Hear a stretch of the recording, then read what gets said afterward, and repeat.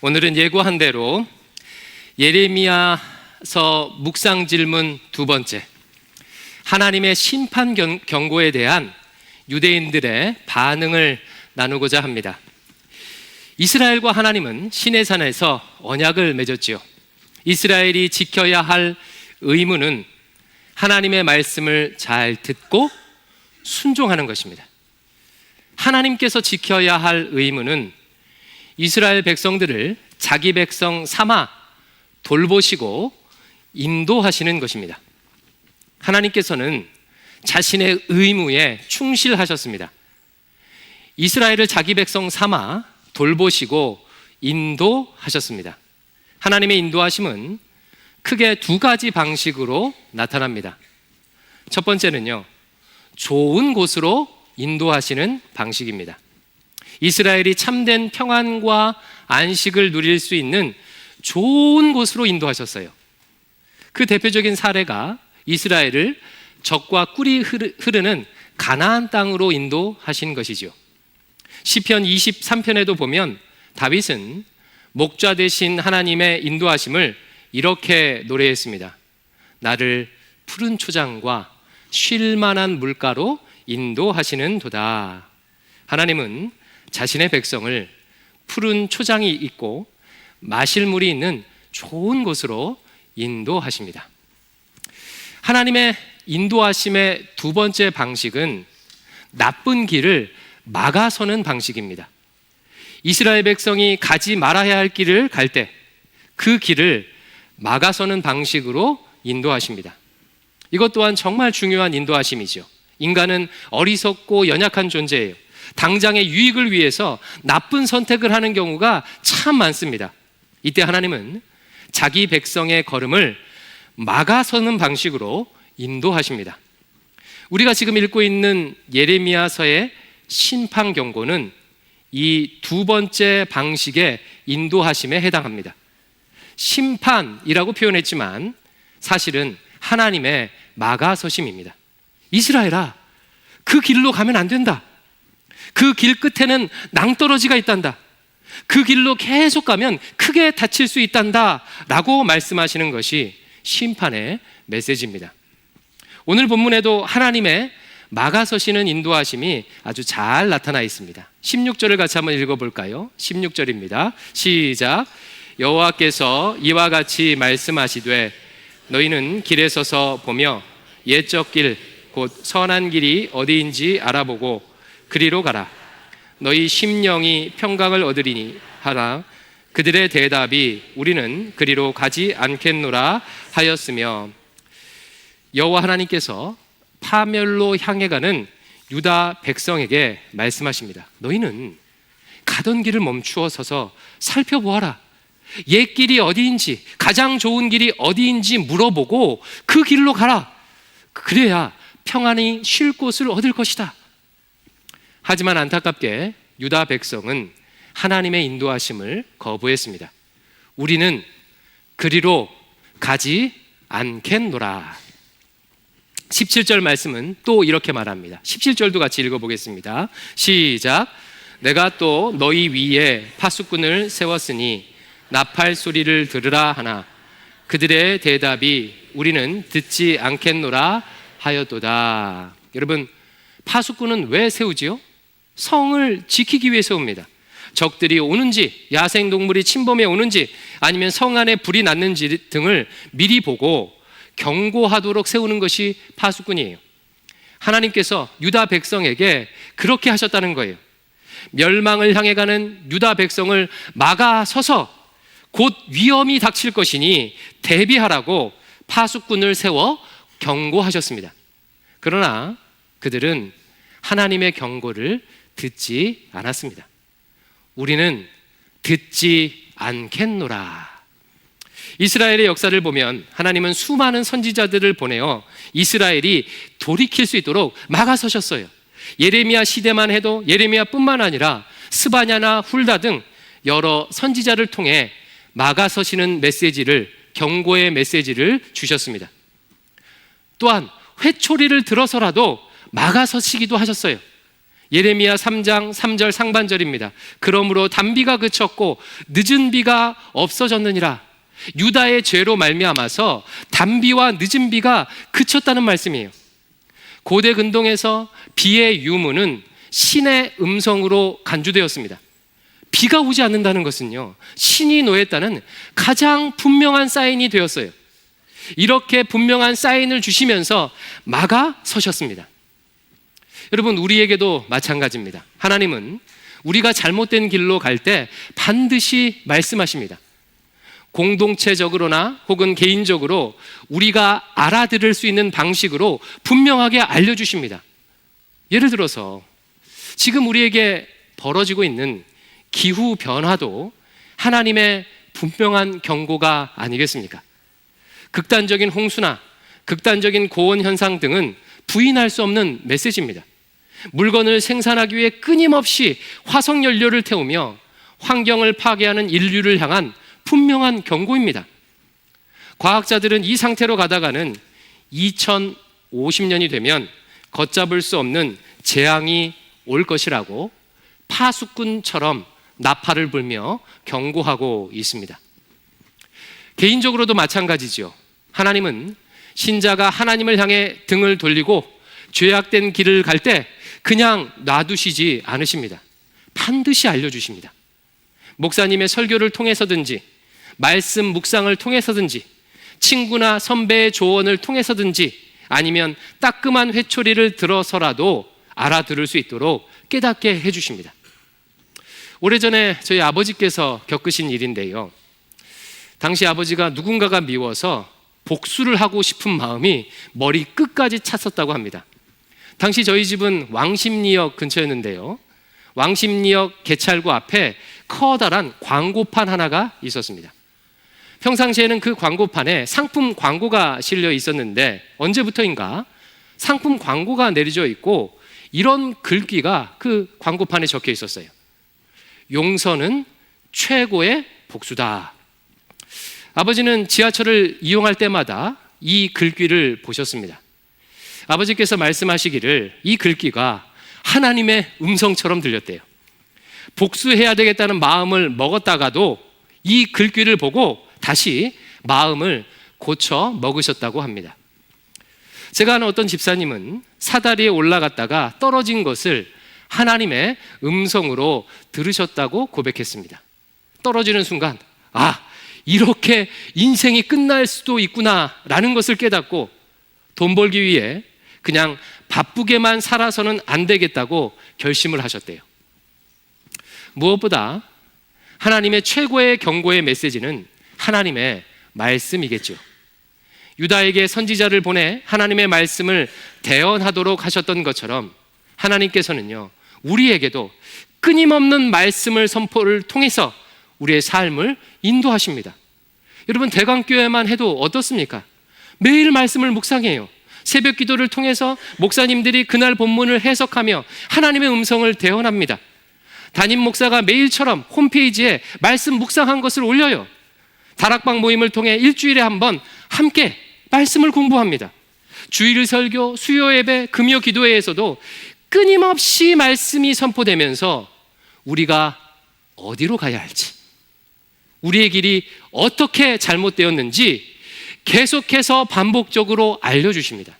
그러므로 어떤 신자도 하나님께 핑계댈 수가 없습니다. 하나님, 왜 길을 알려주지 않으셨습니까? 왜 제가 잘못된 길로 가고 있는데 막아서지 않으셨습니까? 라고 항변할 수가 없습니다. 하나님은 자기 백성에게 분명하게 알려주시는 분이십니다. 다만 우리가 그것을 듣지 않을 뿐입니다. 유다 백성은 계속된 하나님의 경고에도 불구하고 하나님의 음성을 듣지 않았습니다.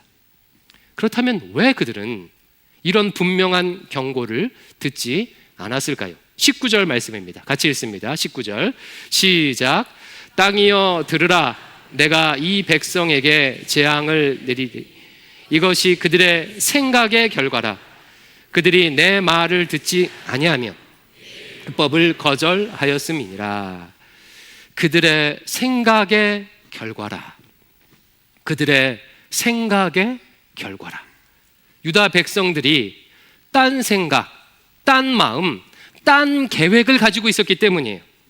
생각과 마음이 다른 데 가 있으니 들어도 듣지 못하는 것입니다. 여러분, 오늘 아침 교회에 오시는 길에 몇 사람과 마주치셨습니까? 아마 많은 사람과 마주치셨을 거예요. 또 오실 때 어떤 소리를 들으셨습니까? 아마 여러 가지 소리를 들으셨을 거예요. 하지만 누굴 보았는지, 어떤 소리를 들었는지 잘 기억이 나지 않지요. 분명히 보고 들었어도 집중하지 않으면 보아도 본 것이 아니고 들어도 들은 것이 아닙니다. 이스라엘도 마찬가지였어요. 그들의 생각은 하나님의 음성에 집중하지 않았습니다. 그러니 하나님께서 아무리 말씀하셔도 듣지 못한 것입니다. 그렇다면 그들의 생각은 도대체 어디로 향해 있었을까요? 예레미야서는요, 유다 백성의 생각의 상태를 다음과 같이 세 가지로 고발하고 있습니다. 이 세 가지 고발은요, 우리의 마음의 상태를 점검할 수 있는, 우리 조국교회를 점검할 수 있는 아주 좋은 기준이 됩니다. 한번 살펴보겠습니다. 첫 번째, 예레미야서는요, 유다 백성의 생각이 하나님의 말씀을 멍에와 굴레로 여겼다고 고발하고 있습니다. 예레미야서 2장 20절 같이 읽겠습니다. 예레미야서 2장 20절 시작. 내가 옛적부터 내 멍에를 꺾고 내 결박을 끊으며 말하기를 나는 순종하지 아니하리라 하고.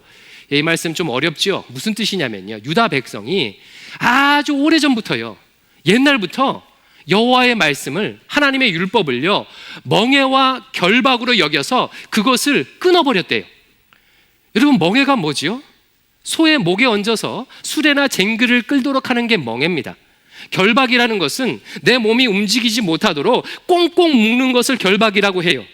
그러니까 유다 백성은 하나님의 말씀을 생명과 자유를 주는 것으로 여기지 않고 오히려 정반대로 하나님께서 나를 부려먹는 도구로, 하나님께서 내 자유를 빼앗는 결박으로 여겼다는 거예요.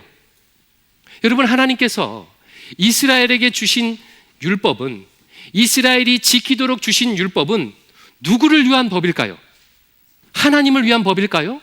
사실 그렇지 않습니다. 신명기 10장 13절은 이렇게 말해요.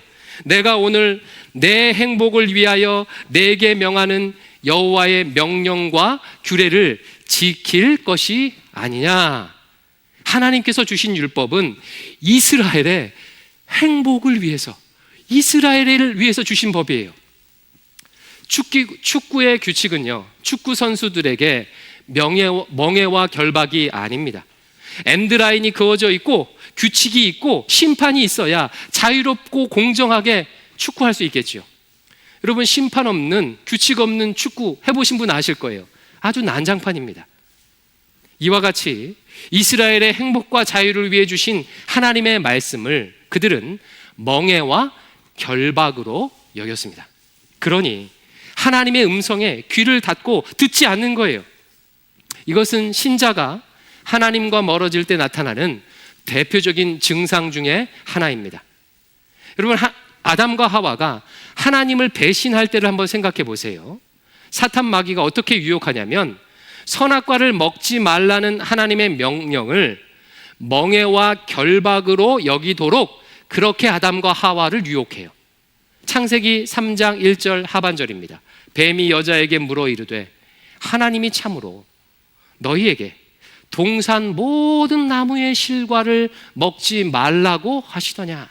하나님은 에덴 동산에 있는 모든 나무의 실과를 먹도록 허용하셨어요. 대신 단 하나 동산 중앙에 있는 선악과만 먹지 말라고 금하셨습니다. 이마저도 아담과 하와를 위한 것이죠. 하나님을 기억하도록 하는 아담과 하와를 위한 것이었습니다. 그런데 사단 마귀는 이미 주신 모든 것을 보지 못하고 한 가지 금지한 것에 집중하게 하므로 마치 하나님께서 그들의 자유를 결박하는 것처럼 생각하도록 만들었습니다. 신자가 하나님과 멀어져서 하나님의 음성을 듣지 않으려고 할 때 나타나는 대표적인 증상이 이거예요. 이미 하나님이 주신 풍성한 은혜와 자유를 망각한 채 하나님께 해야 하는 순종들을 멍해와 결박으로 여깁니다. 이런 차원에서 성도 여러분께 묻습니다. 여러분은 하나님께서 주신 말씀을 어떻게 여기십니까? 나의 행복을 위해서 주신 말씀으로, 나를 위해서 주신 말씀으로 여깁니까? 아니면 나를 제한하고 나를 결박하는 무거운 짐처럼 하나님의 말씀을 어기십니까? 만약 후자로 생각한다면 점점 더 하나님의 음성에 귀를 닫게 될 가능성이 매우 높습니다. 자, 두 번째로 예레미야서는요, 유다 백성의 생각이 돌처럼 굳어져 있다고 고발했습니다. 5장 3절 하반절을 같이 한번 읽어보겠습니다. 예레미야 5장 3절 시작. 주께서 그들을 치셨을지라도 그들이 아픈 줄을 알지 못하며 그들을 멸하셨을지라도 그들이 징계를 받지 아니하고 그들의 얼굴을 바위보다 굳게 하여 돌아오기를 싫어하므로 유다 백성들이 얼굴을 바위보다 굳게 했대요. 한국말에 철면피라는 말이 있죠. 얼굴에 철판을 깔아서 부끄러운 짓을 해도 부끄러움을 모를 때 쓰는 말입니다. 유다 백성이 꼭 그랬습니다. 그들의 생각은요, 돌처럼 굳어져서 하나님의 말씀이 그들의 생각과 마음에 영향을 주지 못했습니다. 여러분, 원래 하나님의 말씀은 어떻습니까? 히브리어 4장 12절은 하나님의 말씀에 대해서 이렇게 묘사해요. 하나님의 말씀은 살아있고 활력이 있어 좌우에 날선 어떤 검보다도 예리하여 혼과 영과 관절과 골수를 찔러 쪼개기까지 하며 또 마음의 생각과 뜻을 판단하나니. 하나님의 말씀은 수술용 칼과 같아서요, 말씀이 선포되게 되면 성도들의 마음과 생각을 찢어 놓는데요, 성도들의 마음과 생각을 뒤집어 놓는데요. 그래서 말씀이 제대로 선포되고 성도들이 말씀을 제대로 듣게 되면 신자의 심령은 가만히 있을 수가 없습니다. 마음이 찢어지게 돼요. 하나님 앞에서 자신의 행실이 부끄러워지게 됩니다. 감히 하나님 앞에 얼굴을 들을 수 없게 됩니다. 신자의 마음에 큰 변화가 일어나는 거예요. 그런데 유다는 그 생각과 마음이 돌처럼 단단하게 굳어져서 수술용 칼이, 하나님의 말씀이 들어갈 수 없었다는 거예요. 그러니 부끄러움을 느끼지 못합니다. 자신들이 창기와 같이 음란히 우상을 숭배해도 수치스러움을 느끼지 못합니다. 우리도 마찬가지예요. 신자의 마음이 돌덩이처럼 굳어져 있으면 아무리 말씀이 선포돼도 튕겨 나옵니다. 하나님의 경고에도 꿈쩍하지 않아요. 귀를 닫습니다. 물론 처음부터 그렇게 되는 경우는 없습니다. 정상적인 신자라면 처음에는 마음이 뜨끔해요. 아이고, 이러면 안 되지 라고 하면서 반성도 합니다. 그러나 그 악한 길에서 완전히 뒤돌아 돌이키지 않게 되면 마음의 뜨끔함도 반성도 금방 사라집니다. 별 소용이 없게 돼요. 점점 더 내성이 생기죠. 악취도 자주 맡으면 인식하지 못하는 것처럼 하나님의 경고가 점점 더 아무렇지도 않게 들리게 됩니다. 급기야는 죄를 짓고도 수치스럽게 생각하지 않습니다. 여러분, 미움을 오래오래 품고 있으면 그것이 잘못인지 잘 몰라요. 미움을요, 수치스럽게 생각하지 않습니다. 배우자나 자녀들에게 자주 화내는 분들은 그것이 잘못인지를 몰라요. 화내는 것을 수치스럽게 생각하지 않습니다. 돈을 사랑하는 마음을 오랫동안 방치하게 되면 그 마음이 단단히 굳어져 버립니다. 그래서 이 강단에서 돈을 우상 숭배하면 안 됩니다, 돈을 사랑하면 안 됩니다 라고 아무리 외쳐도 그 말씀을 자신에게 향한 것으로 듣지 못합니다. 튕겨져 나가요. 오래전에 한 집사님이 이런 이야기를 해준 적이 있습니다. 목사님, 요즘은요, 결혼한 사람들이 남자친구, 여자친구 두는 거 아주 흔해요. 서로 자랑해요. 심지어 신자들도 그렇게 합니다. 마음과 생각이 돌덩이처럼 굳어져 있으면 신자들마저도 바람 피는 것을 수치스럽게 생각하지 않습니다. 그러니 하나님의 말씀이 선포돼도 듣지 못하는 거예요. 자, 세 번째로 예레미야서는요, 유다 백성의 생각이 듣고 싶은 것만 들었다고 고발해요. 예레미야서 23장 16절 말씀을 같이 읽겠습니다. 시작.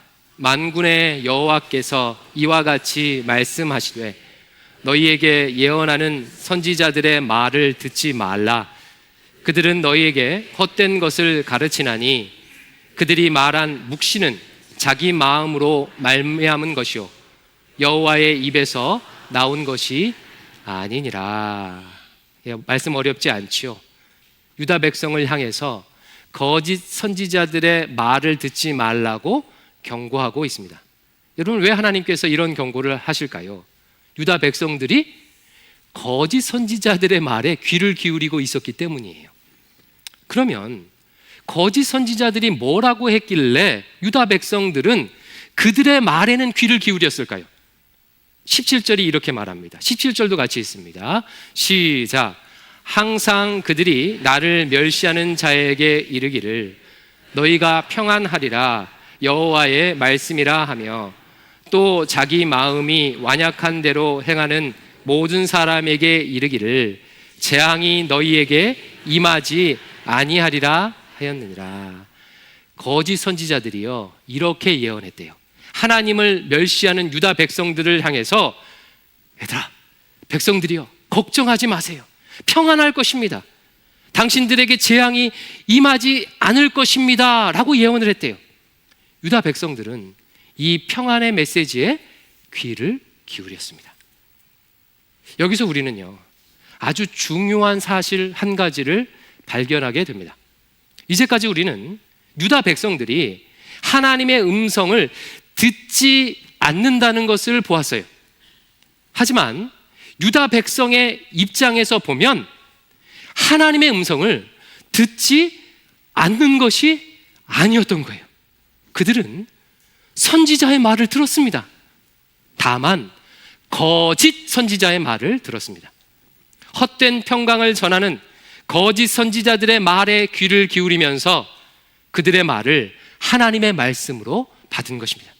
반면 심판의 메시지를 전하는 예레미야의 말에는 귀를 닫은 거예요. 유다 백성은 자신들이 듣고 싶은 메시지만 골라 들었습니다.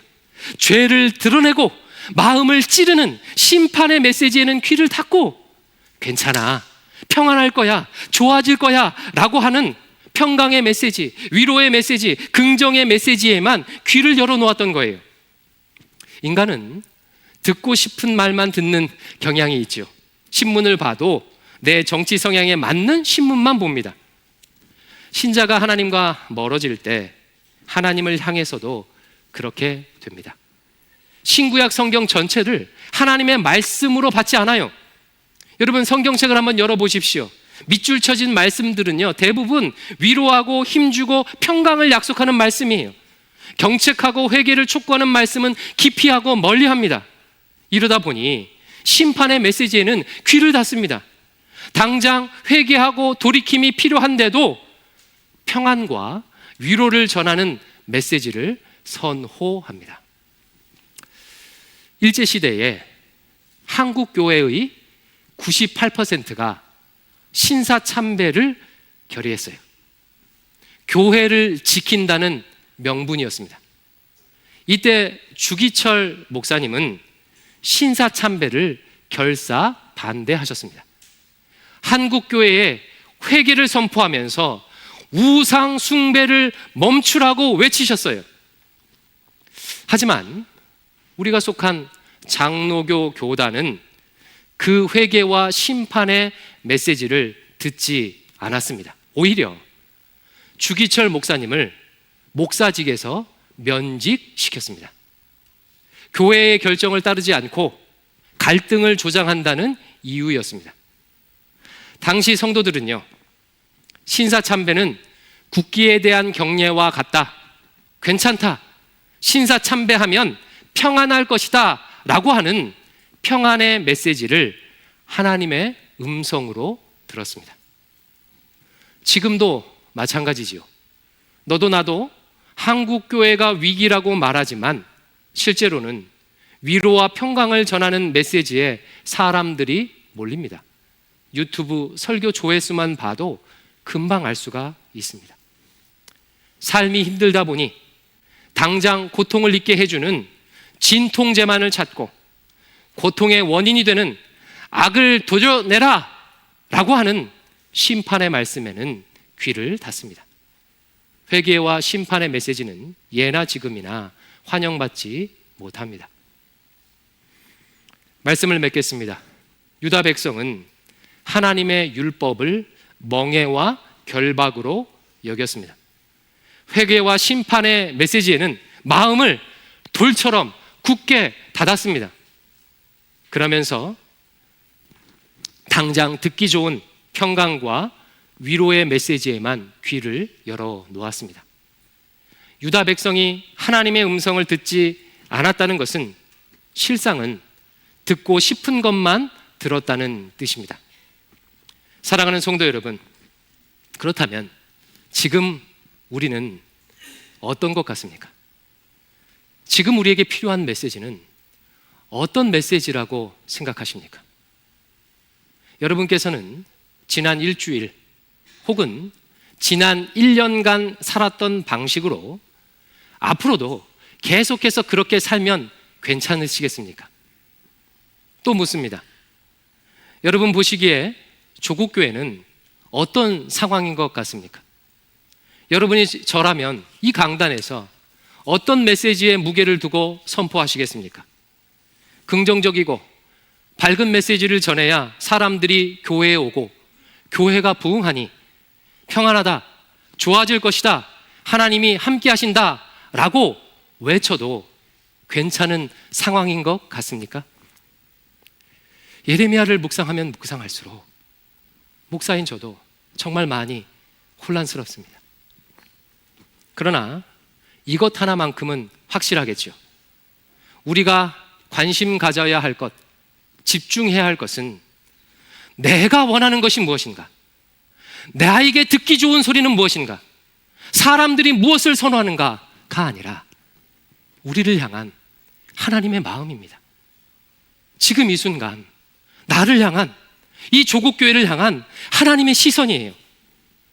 그 하나님의 시선으로 나와 교회를 볼 수 있기를 주님의 이름으로 축원합니다.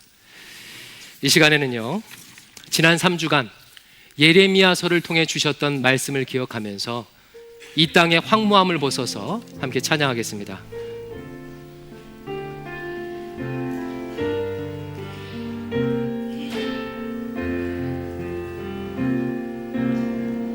이 땅의 황무함을 보소서. 하늘의 하나님, 긍휼을 베푸시는 주여, 우리의 죄악 용서하소서. 이 땅 고쳐 주소서. 이제 우리 모두 하나 되어 이 땅에 무너진 기초를 다시 쌓을 때 우리의 우상들을 태우시 성령의 불이 마소서. 부흥의 불길 타오르게 하소서. 진리의 말씀 이 땅 새롭게 하소서. 은혜의 강물 흐르게 하소서. 성령의 바람 이제 불어와. 오 주의 영광 가득한 새날 주소서. 오 이 땅에 우리 다시 한번 기도하는 마음으로 찬양합니다. 이 땅의 황무함을 보소서. 이 땅의 황무함을 보소서. 하늘의 하나님 긍휼을 베푸시는 주여, 우리의 죄악 용서하소서. 이 땅 고쳐 주소서. 이제 우리 모두 하나 되어 이 땅에 무너진 기초를 다시 쌓을 때 우리의 우상들을 태우시 성령의 불이 임하소서. 부흥의 불길 타오르게 하소서. 진리의 말씀 이 땅 새롭게 하소서. 은혜의 강물 흐르게 하소서. 성령의 바람 이제 불어와. 오 주의 영광 가득한 새날 주소서. 오 주님 나라 이 땅에